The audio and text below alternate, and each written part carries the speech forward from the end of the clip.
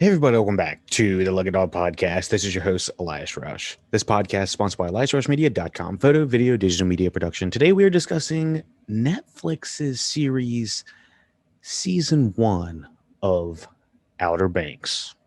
Outer Banks is an American action mystery adventure teen drama streaming on Netflix, created by Josh Pate, um, Jonas Pate, and Shannon Burke.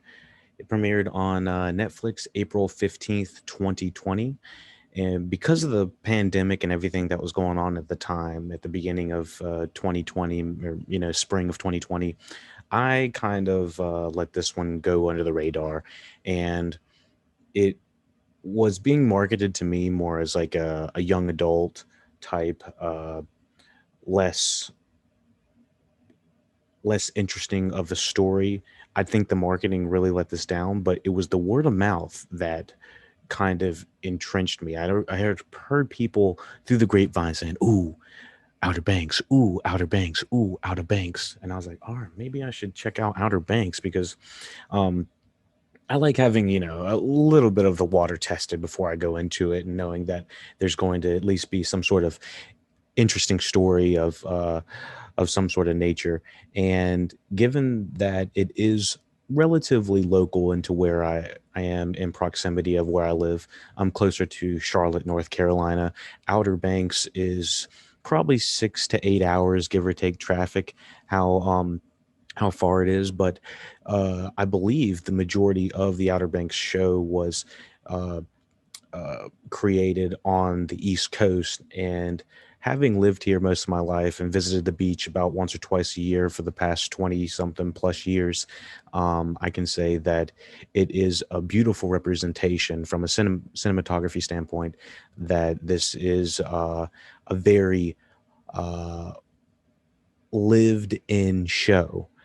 This show was one of the shows. It's kind of like, I would equate it to the new kids on the block, or the new people at the party, people that arrive at the party and you're like, I don't know if I like them. I don't know if they're cool. I don't really, I don't know what their scene is. But once you get to know them, and once you get to understand some background and feel that they are lived in characters, that this is a very um, interesting, lively, thriving world. And I gotta say, it feels good to have some East Coast representation that has a really intriguing story with it. I was pretty much automatically hooked. I can't say that I loved the characters immediately right off the bat. I will say I'm glad that they brought these local talents. Um, so the individuals that are in this are Chase Strokes playing John B, Madeline Klein as Sarah Cameron, Madison Bailey as Kiara, and we have Jonathan Davis as Pope Hayward, and Rudy Panko as JJ Maybank. And then we have a list of very lived in worldly characters that had me intrigued almost immediately. I'd say the strongest part about this uh, is the fact that it feels like we are hanging out with a brand new group of people. And that's kind of how it feels like starting a new show sometimes. You don't know if you're going to like these people. You don't know if you're going to like hanging out and watching these people. I absolutely did. I felt like I could relate. I could understand that they have like their own lingo, their own style, their own um, lived in world that really felt relatable to me specifically. I know that they're supposed to be probably in their mid-teens in the movie, or in the show, but the majority of the real life actors are in their mid 20s, and so they have some time to grow into their characters, so to speak. And given that there's 2 seasons, we're only already on Netflix, it's a little bit more promising that it's going to continue to thrive. So season 1 is the only thing we are talking about today. I'm going to probably do the season 1 episode 1 review now, and then we'll have a season 1 episode 10 finale episode, just to kind of uh, give my full take of the season. Overall, I have seen the full season, and just in a quick bunch, I got to say, even at an hour long, I thought I was gonna have to complain about the pacing. I think the pacing is actually one of the most enticing things about this. I found myself able to start an episode and pause it midway through and jump back in without it feeling any, you know, guilt about it, or feeling like I was stressed about finishing the whole season. I was looking forward to the next episode almost every other scene. I was, um, I think, because of the lived in world, because of the direction, because of the cinematography, because of the style of it feeling like we're just like hanging out with people. Um, it's successful in all those languages. So yeah, I gotta say the cool thing about this is the relatability, in a way, just to be able to say that I've been to places like this, I've seen places like this. The whole part about the Outer Banks, I will say, the intros for the actual Outer Banks thing, credits or whatever you want to call it. Um, it's could be a little bit better, but that's one of my biggest gripes. If anything, it's not really. But I love the music and the hanging outness of these groups of people, and so we're following this guy named John B and his group of they're not deviants, but they're just like uh, uh, kind of lower class, um, lower to middle income class. Most of them are, um, and they are what they call pogues.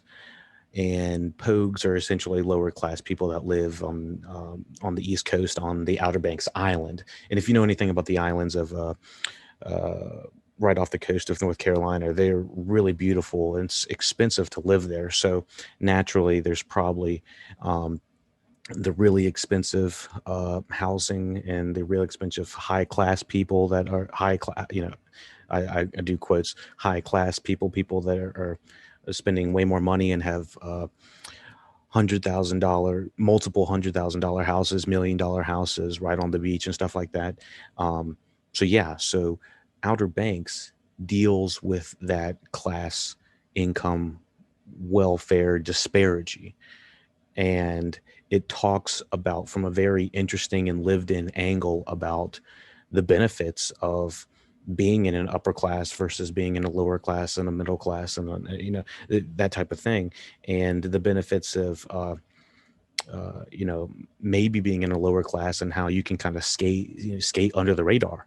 And so John B is this really interesting guy that's kind of uh, we automatically feel bad for him. I'm going to kind of go into a little bit more of the plot, just to kind of get you in the headspace of what's going on. But yeah, so John B, why is he an interesting guy? Why is he the quote unquote ringleader of what they call the Pogues? And the Pogues are, the kind of low, they call themselves the Pogues. It's the lower income side of the Outer Banks. And so why is he the most interesting? Well, he has this whole layer of a mystery behind him, where he's basically living on his own. He does look a little bit older than, I think he's like playing 16 in this. He looks more like he's like 25 in this, but I think he in real life he's like 30 or something like that. The real life actor. That's none here, no there. He did play young pretty well, in my opinion. Um, let me see. Sorry, I was okay. So, anyways, um, I got to say, from watching the first episode, I was almost instantly hooked. I got to say, the mystery surrounding him. He doesn't have a family. You find out, there's this big layer of his father was looking for this almost ominous treasure off the island of the Outer Banks and stuff like that. And you're like, oh, well, that's definitely going to come back into the story. And so, it's the story of these lower income. Um, Most of them are lower income, what they call themselves, pogues, going after this adventure and getting wrapped up in a whole lot of shit on the way. And I gotta say, on top of them being layered in this mystery of this missing treasure kind of thing going on, it feels like there's layers of like like a Spielberg's, the Goonies and stuff like that. Was that that wasn't Spielberg? That was Superman guy, Donner, Richard Donner. So, anyways, it feels a little bit like the Goonies meets like a young adult fiction, um, meets mystery and crime, and I had a blast. I got to say that um, from the first episode to the last episode, I don't think there's a wasted scene. Might have slowed down here or there, or things didn't go exactly how I had predicted, but I really don't have many gripes about this show. I was very pleased for the first season how strong it was, just from the lived in nature of it and kind of being almost immediately hooked. And I got to say, if you were doing a drinking game or a whatever game that you do with your streaming television, and you take a shot or a drink for every time someone's being chased, there's probably a chase, maybe sometimes two chase scenes within one episode. And so it always is keeping you on your toes and always keeping you, you know, uh, uh, ready for the next thing. And so I think that kind of goes along with the pacing as well. They know that the audience wants to have fun. And I think that with the direction of, I think his name was Jonas Pate. Jonas Pate seems to be the director, and Josh Pate seems to be the writer, along with Shannon Brook. Um, so yeah, I was very pleased with the first episode and instantly hooked. Let's hop into a couple of the side things real quick. Um, I'm not too familiar with Chase Strokes as an actor. I honestly don't know any of them as actors. I wonder if these are first time actors. Um, Let me see. Filmography for Chase John B's character is okay. So he was in Stranger Things. Okay, so John B. Okay, so he played in the first. I think that might have been with one of the creators on here. I'm not exactly sure. Okay, so I don't know. So he was on the first. Uh, he was in the Beach House. That's a TV film. Daytime Divas, satirical comedy drama. You see, Stranger Things is the only thing I really noticed him from, and he's got a couple other things coming out. Tell Me Your Secrets and One of Us is Lying. Yep, I'm not familiar with this guy, although it is cool to see that he is an American actor. I honestly thought that, and he's 28, from Maryland. So, anything else we want to figure out from these guys? Jonas Pate is from Rayford, North Carolina. I'm liking all of these people that are coming from the state that are, still, um, they're still in the state or at least filming around it. Um, Let me see, Jonas Pate and his twin brother Josh Pate. Okay, so they're twin brothers. That's pretty cool. Um, but anyways, Madeline Klein, who plays Sarah Cameron, unfamiliar with her. I'm gonna go into her um, filmography real quick. Oh, she's gonna be in Knives Out too. That's gonna be interesting. Um, I have not seen her in anything. She was in Stranger Things as well. Okay, I don't remember her being in Stranger Things. Um, she was in the Mad Max episode. I don't remember that. The originals, Vice Principals, The Jury. So she's had some stuff under her belt. Continuing on, um, Madison Bailey. I really wanted to give her, who plays Kiara. Um, she is local to North Carolina, Keenersville, North Carolina. She's 22, and she is pansexual, and she's pansexual and is dating University of North Carolina Charlotte women's basketball star Mariah Lindley. Ooh, that's pretty cool. Um, and so she's had quite a lot of things under her belt. Roles, that is Council of Dads, Creep Show, Black Lightning. I've heard of that show. Two Roads, Nightclub Secrets, Choose the Murder, Mr. Mercedes, Swamp Warners, and Constantine. Oh, she was in Constantine. I wonder if that's the show Constantine. I think it was, yeah, the NBC show. She's gonna be in Impractical Jokesters, the movie.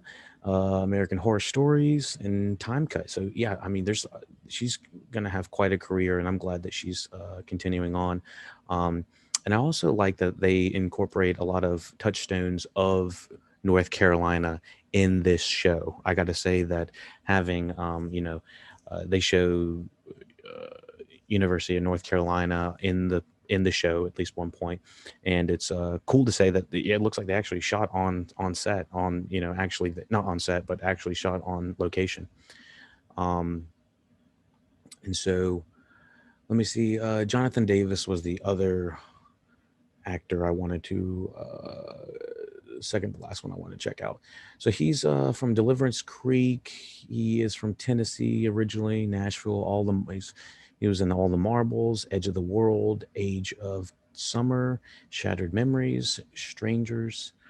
And I don't recognize anything else he's been in, but I really like him as an actor. He's got gravitas, and I can see he has screen presence. He's not afraid to emote, Um, and the same thing for Rudy Pankow, who plays JJ Maybank, who's John B's best friend since third grade.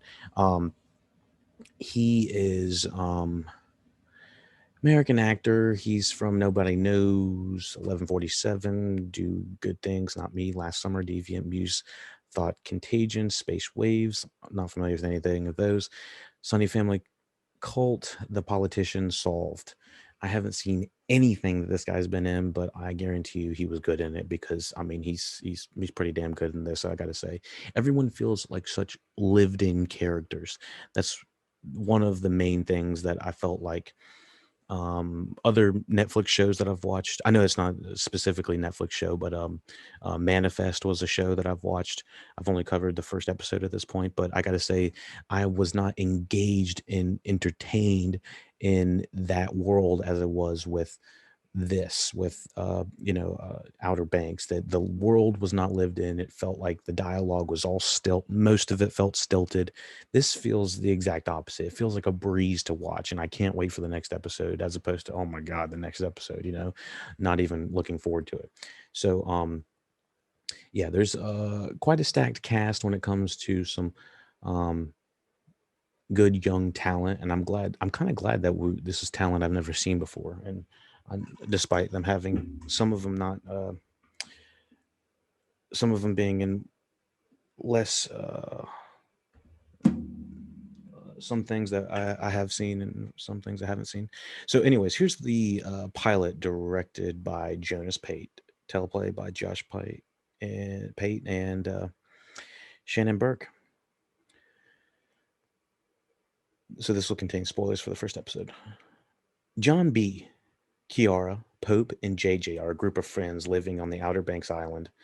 John B is called into the office at school as his father has been missing for 9 months and his uncle is listed as his caretaker, but has listed out of state for the last 3 months. The Child Protective Services want to find him a foster home, but their check in has to be rescheduled due to a hurricane coming towards the island, which this hurricane becomes much more of uh, a character in this story as does the location of the Outer Banks. I mean, them the way the show starts is them on a really expensive house and them running from the cops. I mean, it's almost instantly shown what kind of people that we're dealing with. They like to have fun. They like to kind of escape, by the rules a little bit, and they're going to get in a little bit of trouble. Um, and they don't care if they're fucking with the kooks. And I gotta say, the kooks sound kind of like a racist name for something, but I'm just not. That's what they said it is. Um. So, anyways, the so there's a hurricane coming towards the island.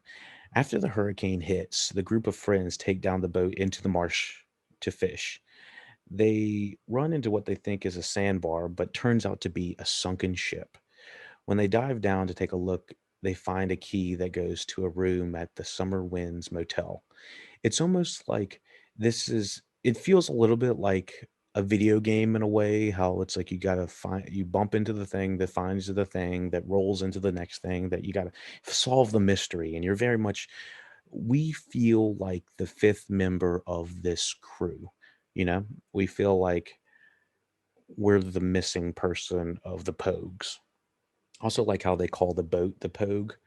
Uh, my friends and I have random names for things we call each other, and then it's funny how they refer to themselves as Pogues, but also they call the boat the Pogue. It's like everything's a Pogue. It's like I understand that, lingo and stuff. It feels like I said, lived in. So when they find the sunken ship and they find all this interesting information, I think we also see that there's a body at that point, and I thought it was very cool. Um, so let me see. When they dive down to take a look and they find a key that goes into a room at the Summer Winds Motel, when JJ and John B enter the room, they find a safe containing an envelope, gun, and hundreds of dollars of cash. Um, JJ grabs the gun and a handful of cash as the sheriff shows up. They escape through the window and get away as the sheriff investigates the room. And we see the sheriff turn into a dirty sheriff. He takes some of the cash, and automatically I'm able to see that these people, from a directing standpoint, from a writing standpoint, can set up a scene that is got me on pins and needles. It's got hooks in my skin. That sounds a little bit excessive. No, it's hooked me. It's not my skin, but he's like, oh, and they hooked me in my skin. No, no, they've got hooks in me like a fish that have me intrigued automatically off of the first maybe 15 minutes of the show. And they have imagery of John B's father kind of floating in the ocean and stuff like that. And it's like, all right, so John B's father's probably still alive somewhere or something. I had hunches and stuff like that. Not to say he is or isn't. Um, but I just thought that at least there's this mystery that keeps you going. And so, yeah, they take they take the gun, they take some cash. The sheriff takes some cash. He's like, everybody gets cut, and the lady's like, everyone gets a cut. Oh my god, it's like $50 million. So, anyways, so JJ and John B escape through the window and they get away as the sheriff investigates the room. Later that night, they take a keg out to the beach and have a party. During the party, a feud breaks out between John B and Topper, one of the biggest assholes that his um, employer's daughter dates. And he's friends who is Sarah. Sarah dates Topper. Which what a horrible name, right? I'm sorry for everyone named Topper. That's just asking for it. And so yeah, so Topper's like beating the shit out of John B, and he just keeps saying he's like, "I'm gonna kill you, like drown you like your father." It's like, dude, this guy's horrible. Anyone that makes fun of someone's dead family is like automatically like done. You can't ride with them. So Topper, one of the Pogue's rivals, part of the wealthy gang of the Kooks. Topper forces John B's head under the water and holds him under. JJ pulls out the gun taken from the hotel room and threatens Topper with it until he releases John B. This was unnecessary for JJ to go this far. I was like, oh gosh, JJ is going to be the guy to go off and, fuck everything up. But JJ fires the gun into the air and to end the party and disperse the party goers. Like, way to have like no friends instantly. Um, and it's a small island. Everyone's going to know you did it. You can't just fuck around like that. So later on, the group wants to go back and explore the boat. So John B borrows scuba gear from his employer. While leaving the boat site crash, sorry, while leaving the boat crash site where they are chased and shot at by two other men in a boat. This is intense. Like almost immediately, I thought this was honestly this would have been a complaint if they didn't kind of yada yada, but the kids are almost instantly hunted down by these two randos. Dude, one of them looks like fucking Ted Cruz, and another one looks like just a crackhead.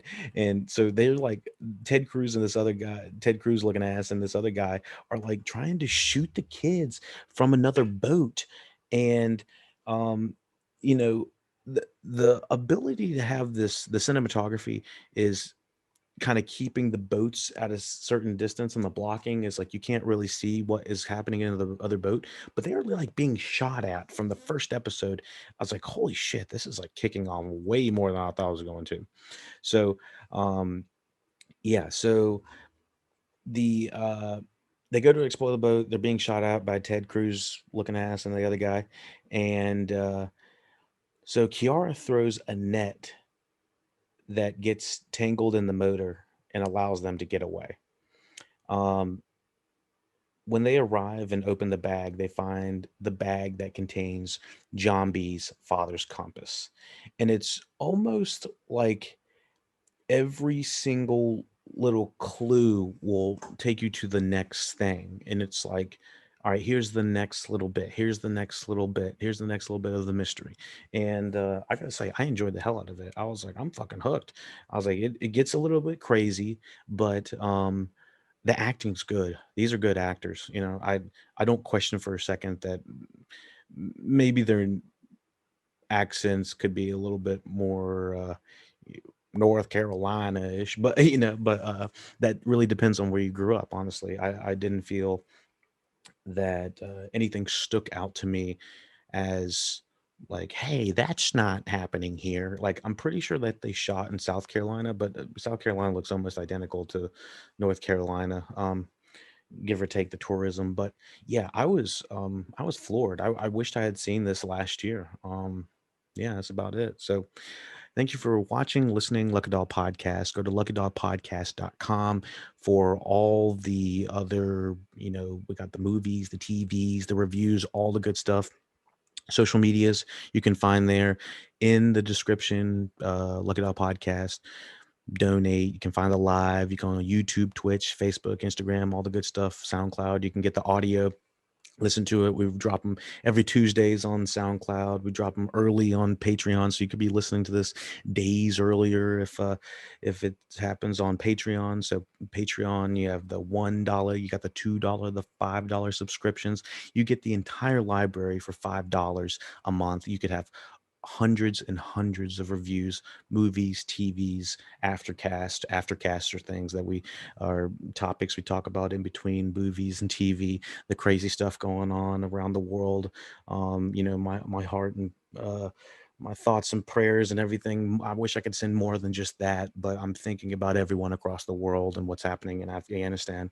Try to educate yourself on that if you're not already. So, um, I would definitely recommend Outer Banks on Netflix. It is definitely a hidden gem, and it's not just a young adult television show. It goes a little bit more than the extra mile, and it feels like lived in characters that you want to hang out with and you want to explore this world more with them. So thank you for listening, watching Lucky Dog Podcast. Let me know how I can improve. Thumbs up, subscribe, follow, do what you can to support the podcast. Thank you, and take it easy.